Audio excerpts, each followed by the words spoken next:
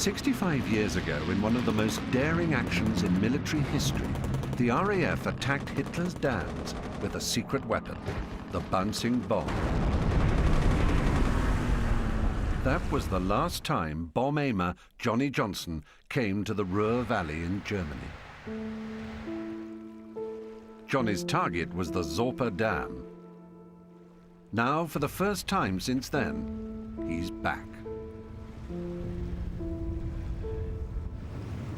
What a sight. It's the realization that so long ago I actually dropped a bomb in this particular spot. It really, really is emotional. It takes me right back. In 1943, Langscheid, the village beside the Sorpe Dam, had hardly been touched by the war. It had its own Dad's Army unit, which saw the war as a bit of a joke. To the village children, it was an excuse to dress up. Karl Bucher was 15. We weren't frightened by the war. Nothing happened here. We weren't living in a big city, just a little village. Nothing went on. So why would anybody want to attack us?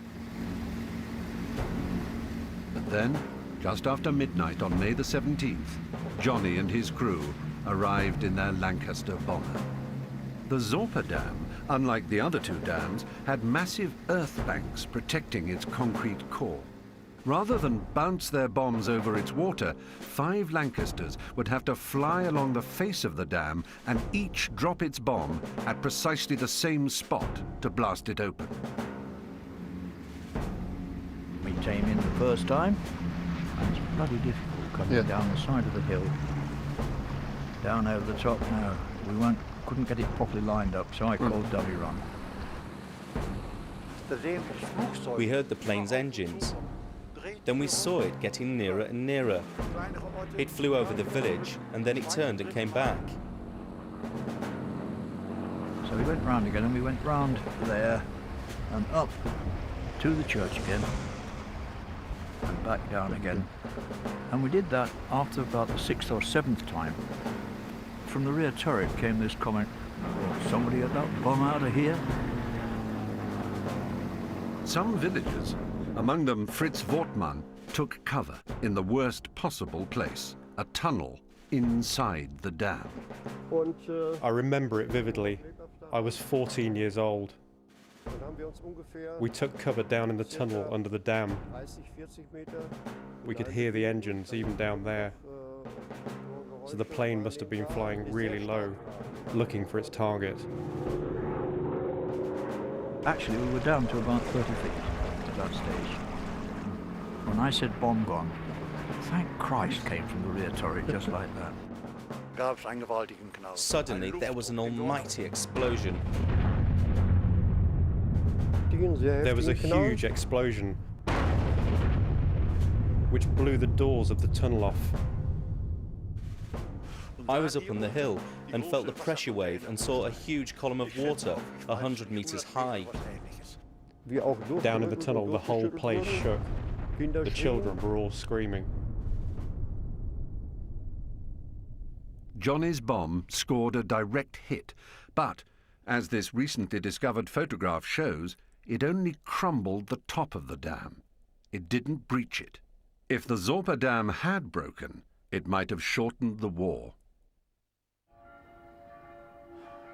It would have basically destroyed most of the German armament works down in the valley.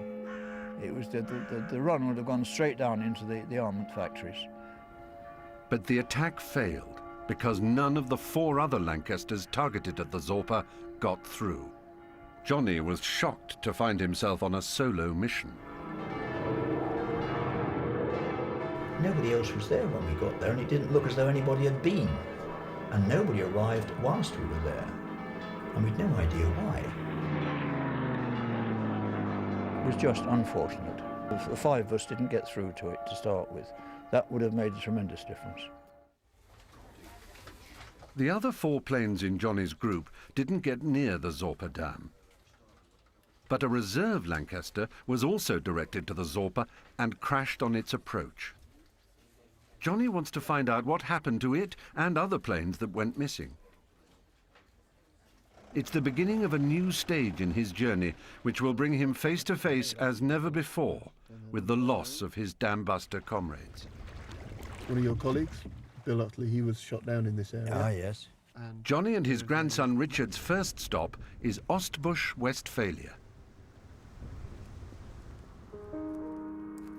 This crater still marks the crash site of the reserve bomber that should have joined Johnny over the Zorpa. A German couple, Marianne and Gunther Bortelsmann, take Johnny to the memorial of the 6 crew who died here. As a boy, Gunther Bortelsmann lived in Berlin and witnessed the horrors of Allied bombing.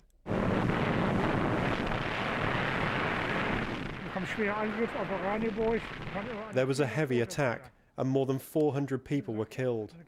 We fled into the cellars, and we got a direct hit on our house. We were buried in the rubble.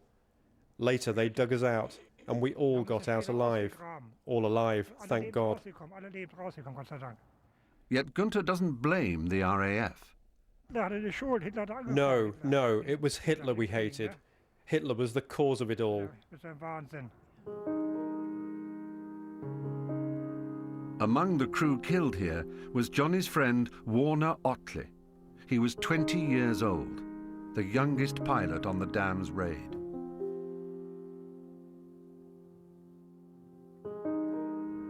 This crew were supposed to be on the same dam that we were attacking.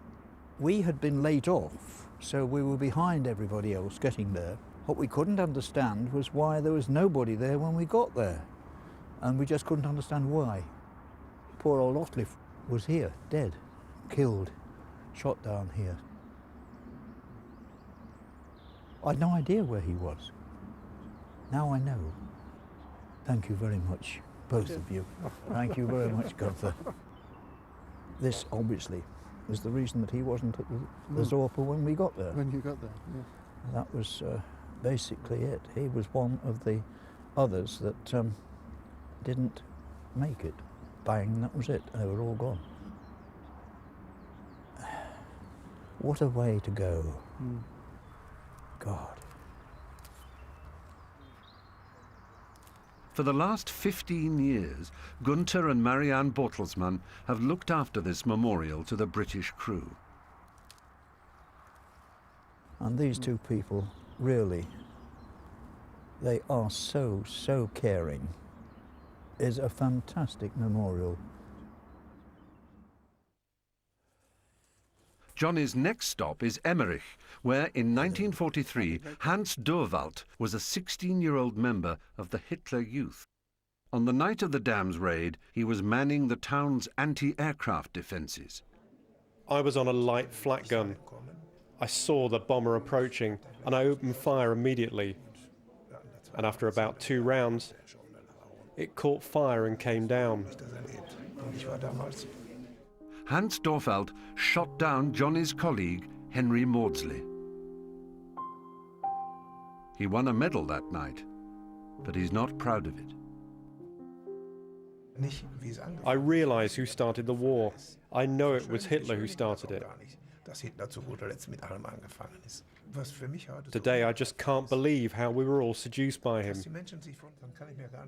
Sitting in front of you now, I can't believe you were once my enemy.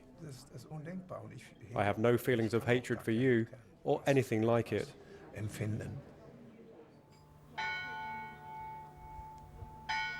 Johnny's search for a third lost plane takes him to the town of Resfeld. In the museum, Johnny's guide is a local historian, Richard Zuling. All the information you see here are concerning the crew members. On the night of the raid, one Dambuster bomber was flying at 100 feet above ground over Resfeld on its way to the dams. It hit an electricity pylon and burst into flame.